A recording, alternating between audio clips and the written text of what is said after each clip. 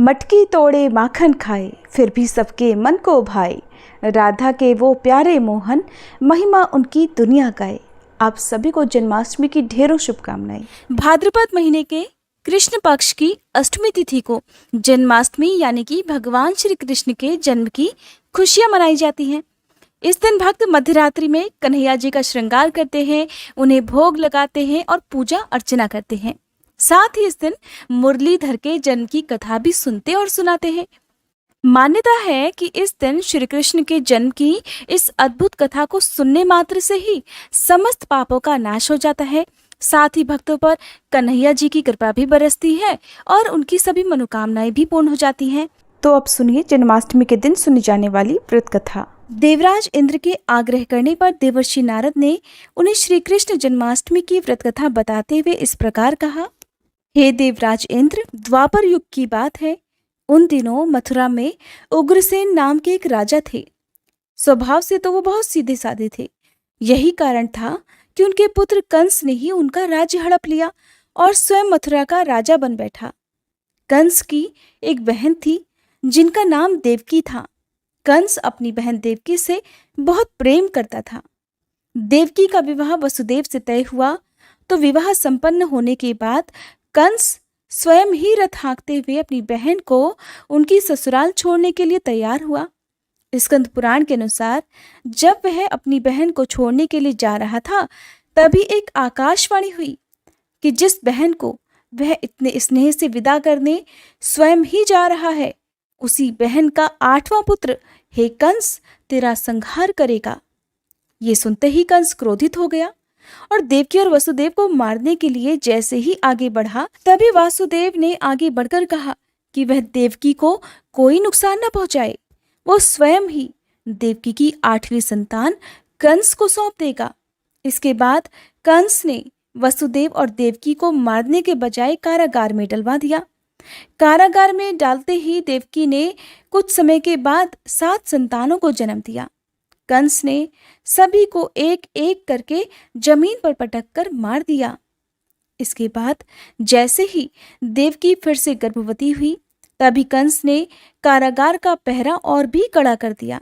अब तो कंस को इतना भय लगने लगा कि उसने कारागार के भीतरी दरवाजों में बड़े बड़े मजबूत ताले लगवा दिए।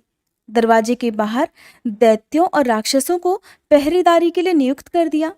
कंस हर प्रकार से अपने प्राणों को बचाने का प्रयास कर रहा था। एक समय सिंह राशि के सूर्य में आकाश मंडल में जलाधारी मेघों ने अपना प्रभुत्व स्थापित किया। भादो मास के कृष्ण पक्ष की अष्टमी तिथि को घनघोर अर्धरात्रि थी। उस समय चंद्रमा भी वृष राशि में था। रोहिणी नक्षत्र बुधवार के दिन सौभाग्य योग से संयुक्त चंद्रमा की आधी रात में उदय होने पर आधी रात के उत्तर एक घड़ी जब हो जाए तो श्रुति स्मृति पुराणोक्त फल निसंदेह प्राप्त होता है। इस प्रकार बताते हुए देवर्षि नारद ने देवराज इंद्र से कहा, ऐसे विजय नामक शुभ मुहूर्त में श्री कृष्ण का जन्म हुआ और श्री कृष्ण के प्रभाव से उसी क्षण कारागार के दरवाजे स्वयं खुलते चले गए। द्वार पर पहरा देने वाले पहरेदार राक्षस सभी मूर्छित हो गए। देवकी ने उसी क्षण अपने पति वसुदेव से कहा, हे स्वामी, आप निद्रा का त्याग कीजिए और मेरे इस 8वें पुत्र को गोकुल में ले जाइए। वहां इस पुत्र को नंदगोप की धर्मपत्नी यशोदा को दे दीजिए। उस समय यमुना जी अपने पूरे उफान पर थी। यमुना जी में भीषण बाढ़ आई हुई थी, किंतु जब वसुदेव जी बालक कृष्ण को एक सूप में लेकर यमुना जी को पार करने के लिए यमुना जी में उतरे तो उसी क्षण कान्हा जी के चरणों का स्पर्श होते ही यमुना जी अपने पूर्व स्थिर रूप में आ गई। किसी प्रकार वसुदेव जी गोकुल पहुंचे और नंद बाबा के घर में प्रवेश करके उन्होंने अपना पुत्र तत्काल उन्हें दे दिया। उस समय यशोदा मैया गहरी नींद में थी, तो उन्होंने नवजात कन्या को उनके पास से उठाया और अपना पुत्र नवजात कन्या की जगह पर रख दिया और वापस मथुरा में लौट आए। प्रातःकाल होने पर जब सभी राक्षस पहरेदार निद्रा से जागे तो कंस ने द्वारपालों से पूछा कि अब देवकी के गर्भ से क्या हुआ, इस बात का पता लगाकर मुझे बताओ। द्वारपालों ने कंस की आज्ञा को मानते हुए जब कारागार में जाकर देखा तो वहां देवकी की गोद में कन्या थी। जिसे देखकर द्वारपालों ने तुरंत कंस को बताया, किंतु कंस को तो उस कन्या से भी भय होने लगा। इसलिए वह स्वयं कारागार में गया और उसने देवकी की गोद से कन्या को छीन लिया और उसे एक पत्थर की चट्टान पर जैसे ही पटकने वाला था कि वह कन्या उसी क्षण श्री हरि की माया से आकाश की ओर चली गई और एक दिव्य ज्योति के रूप में बदल गई। उसने कंस से कहा, हे दुष्ट, तुझे मारने वाला तो गोकुल में नंद बाबा के घर में उत्पन्न हो चुका है और उसी से तेरी मृत्यु भी सुनिश्चित है। मेरा नाम तो वैष्णवी है। मैं संसार के कर्ता भगवान विष्णु की माया से उत्पन्न हुई हूँ। ऐसा कहकर वह माया स्वर्ग की ओर चली गई। उस आकाशवाणी को सुनकर कंस क्रोधित हो उठा।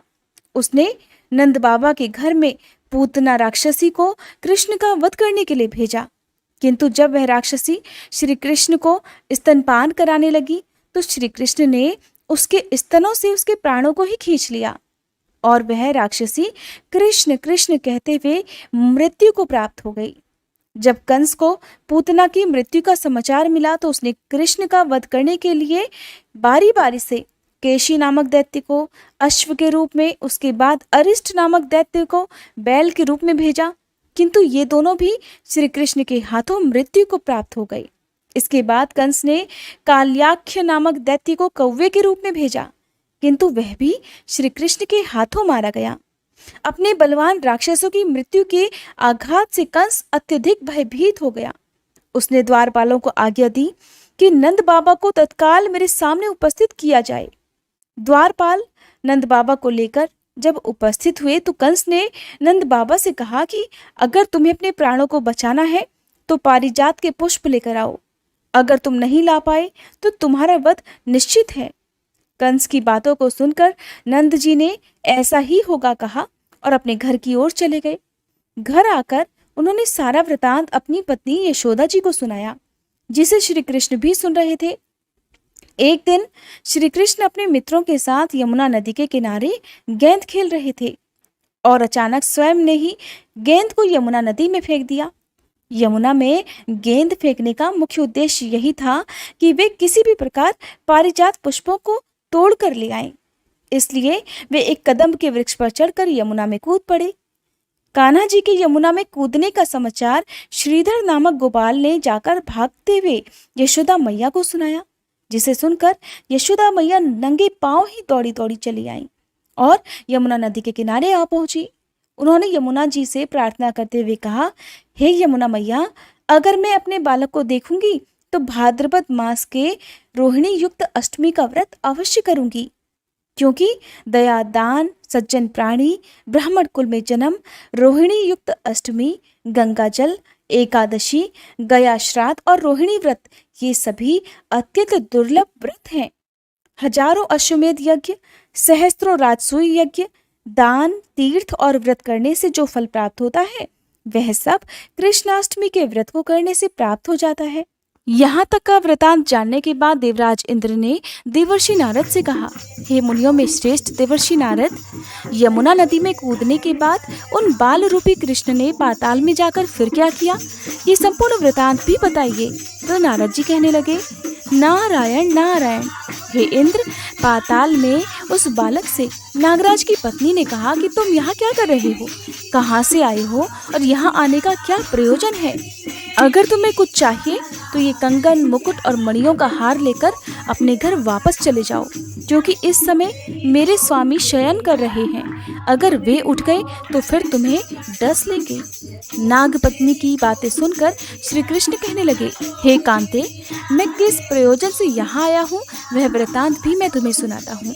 समझ लो, मैं कालिया नाग के मस्तक को कंस के साथ द्यूत में हार चुका हूँ और वही लेने में यहाँ आया हूँ। बालक कृष्ण की इस बात को सुनकर नाग पत्नी अत्यंत क्रोधित हो उठी और अपने सोए हुए पति को उठाते हुए कहने लगी, हे स्वामी, आपके घर ये शत्रु आया है, इसलिए अब आप इसका हनन कीजिए। अपनी स्वामिनी की बात सुनकर कालिया नाग अपनी निद्रा को त्याग कर जाग पड़ा और बालक कृष्ण से युद्ध करने लगा। कुछ देर तक युद्ध करने के बाद श्री कृष्ण ने कालिया नाग को इस युद्ध में पराजित कर दिया। अब कालिया नाग ने भी भली भांति जान लिया कि मैं जिनसे युद्ध कर रहा हूँ वे तो साक्षात भगवान श्री हरि के अवतार श्री कृष्ण ही है। इसलिए उन्होंने श्री कृष्ण के चरणों में साष्टांग प्रणाम किया और पारिजात से उत्पन्न बहुत से पुष्पों को मुकुट में रखकर श्री कृष्ण को भेंट दे दिया। जब श्री कृष्ण चलने को तैयार हुए तो कालिया नाग की पत्नी कहने लगी, हे स्वामी, मैं कृष्ण को नहीं जान पाई। हे जनार्दन, मंत्र रहित, क्रिया रहित, भक्ति भाव रहित मेरी रक्षा कीजिए। हे प्रभु, मेरे स्वामी मुझे वापस दे दीजिए। तब श्री कृष्ण कहने लगे, हे सर्पणी, दैत्यों में जो सबसे बलवान है उस कंस के सामने मैं तेरे पति को ले जाकर छोड़ दूंगा, नहीं तो तुम अपने घर को चली जाओ। अब श्री कृष्ण कालिया नाग के फन पर नृत्य करते हुए यमुना जी के ऊपर आ गए। फिर कालिया की फुंकार से तीनों लोग कंपायमान हो गए। अब कृष्ण कंस की मथुरा नगरी को चल दिए। वहां कमल पुष्पों को देखकर यमुना जी के मध्य जलाशय में वह कालिया सर्प भी चला गया।